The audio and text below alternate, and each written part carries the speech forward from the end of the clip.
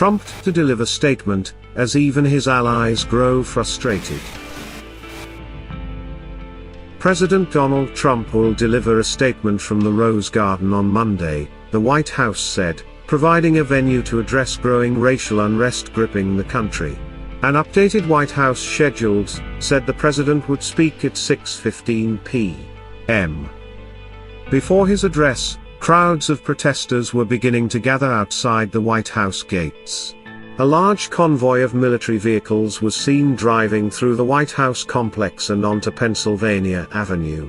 As Trump remained out of public view on Sunday and Monday, and as his aides deliberated over how and whether he should address protests, many of his allies were growing increasingly frustrated with what has felt like silence from the White House. Many of the president's traditional defenders, from campaign donors to Republicans on Capitol Hill to some in the conservative media, have privately grumbled that Trump has allowed several days to pass without addressing the nation or making any formal appeals for unity.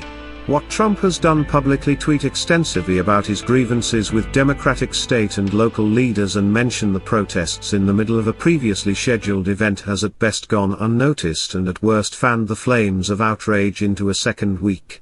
Some outside allies have reached out to the White House in recent days to push for an appearance from the president in which he would confront a crisis he has largely watched unfold from behind closed doors or in his underground bunker.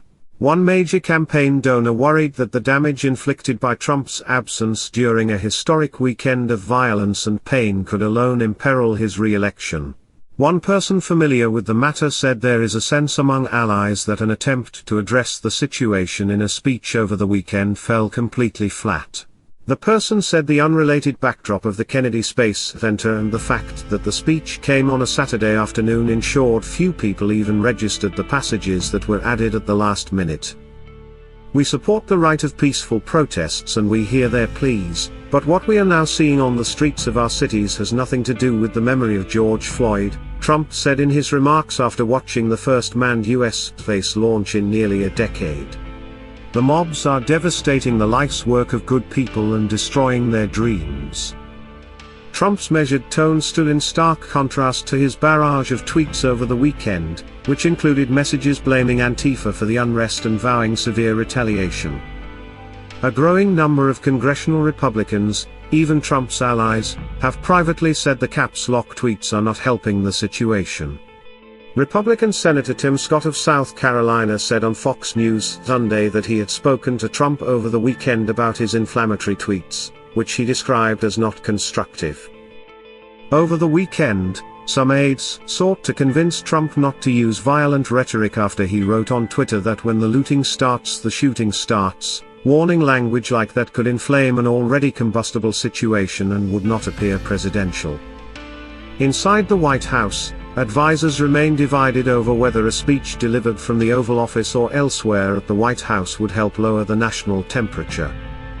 Trump has expressed interest in delivering a speech to the nation, a person close to the White House said, but some administration officials believe that would be a mistake.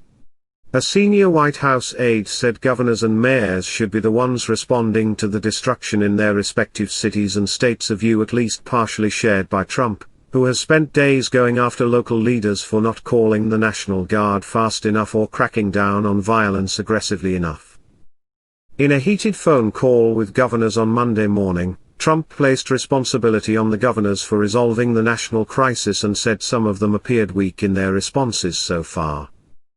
Other White House officials argued over the weekend against something as formal as an Oval Office address, a person familiar said, out of concern that such a speech could inflame the situation, not make it better. As aides debate how and whether to confront the situation, Trump's back and forth between violent rhetoric and a more measured tone has weighed in the deliberations, one official said. Some advisors wonder whether a presidential address calling for calm would be quickly erased by Trump's own penchant for escalation and instigation. Okay, if you like this video, don't forget to click like button. See you in the next video. Subscribe, channel your brain. Subscribe, yeah.